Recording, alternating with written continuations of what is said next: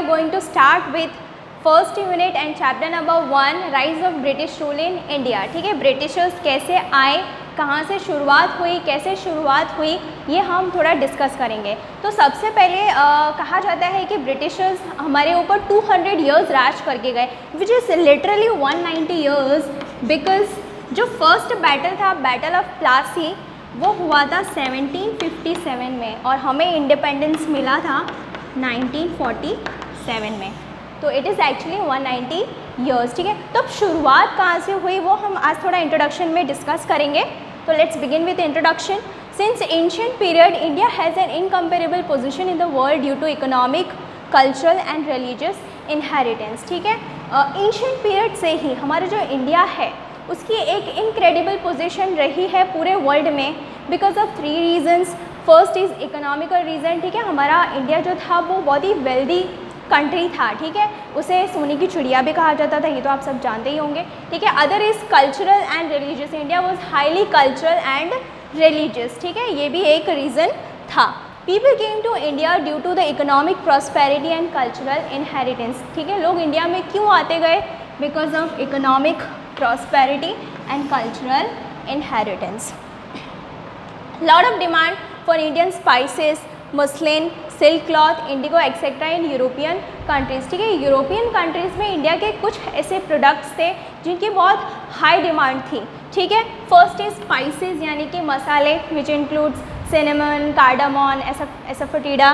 ठीक है, ये सारे इसमें इंक्लूडेड है। ठीक है, अब ये जो स्पाइसेस होते थे, ठीक है, वो नॉन वेजिटेरियन फूड प्रिपेयर करने के बहुत काम आते थे। ठीक है, that's why they were highly demandable in European countries. Muslim, it is a kind of a cotton cloth which is very thin in texture and it is very smooth. Other is silk cloth, you already know that, and other is indigo. Indigo यानी कि नील, it is used to dye clothes. ठीक है, etcetera in European countries. ये सारे products की बहुत ही high demand थी यूरोपियन कंट्रीज़ में। Trade was carried through land route and sea route. ठीक है, trade between India and other countries was carried through land route and sea route. Center of this route was Istanbul, Constantinople in Turkey. ठीक है, अब ये जो रास्ता था European countries और इंडिया में जो ट्रेड करने का लैंड रूट था, ठीक है, उसके सेंटर में पड़ता था इस्तांबुल, जिसे कॉन्स्टेंटिनोपल कहा जाता था, लेकिन उसका नाम बदल के रख दिया गया इस्तांबुल। अब नाम क्यों बदला गया वो देखते हैं। For European sea route was closed after the conquest of Constantinople in 1453 AD by सुल्तान महमद। जो टर्किश मुस्लिम थे, ठीक है, उनके लीडर सुल्तान महमद ने क्या किया? टर्की पे अटैक कर दिया। ठीक है, और उसको कॉन्क्वेस्ट कर लिया, यानी उसके ऊपर अपना राज जमा लिया। ठीक है, फिर क्या हुआ? कॉन्स्टेंटिनोपल का नाम बदल के रख दिया गया इस्तांबुल। ठीक है, लेकिन उन्होंने जो ट्रेडर्स थे उनके साथ कुछ शर्तें रखी। ठीक है, उन्होंने कहा अगर आपको हमारा लैंड रूट जो है वो ट्रेडिंग के लिए यूज़ करना है तो उसके लिए आपको जो प्रॉफिट है, जो ट्रेडिंग में प्रॉफिट होता है, उसका कुछ % शेयर आपको हमारे साथ शेयर करना पड़ेगा। ठीक है, लेकिन ट्रेडर्स इस बात से अग्री नहीं हुए, उन्होंने मना कर दिया। और सुल्तान महमद ने क्या किया? जो लैंड रूट था which was a connecting route between European country and India was closed. ठीक है, वो रास्ता बंद हो गया।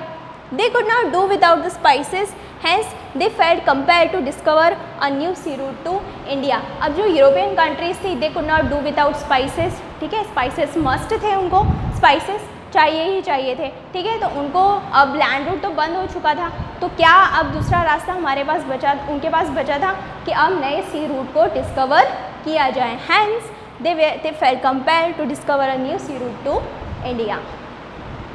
एज़ वी लर्न कि सुल्तान महमद ने टर्की के ऊपर कब्ज़ा कर लिया था, तो जो ओनली लैंड रूट था जो यूरोपियन कंट्रीज़ और इंडिया को कनेक्ट करता था वो बंद हो गया। राइट, तो अब हमें ज़रूरत थी एक नए सी रूट को डिस्कवर करने की। Okay, as European countries could not do without spices, तो सी रूट तो ढूंढना ही पड़ता।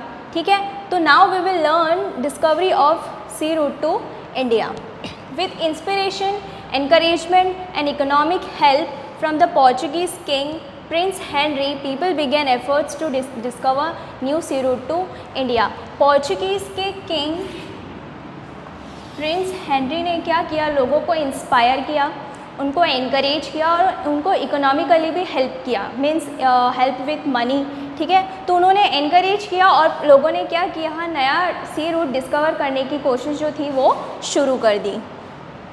बार्थलोमेव Dias discovered Cape of Good Hope, ठीक है। शुरुआत में ही बार्थलोमेव डियाज उन्होंने क्या डिस्कवर किया, केप ऑफ गुड होप, ये फर्स्ट डिस्कवरी था।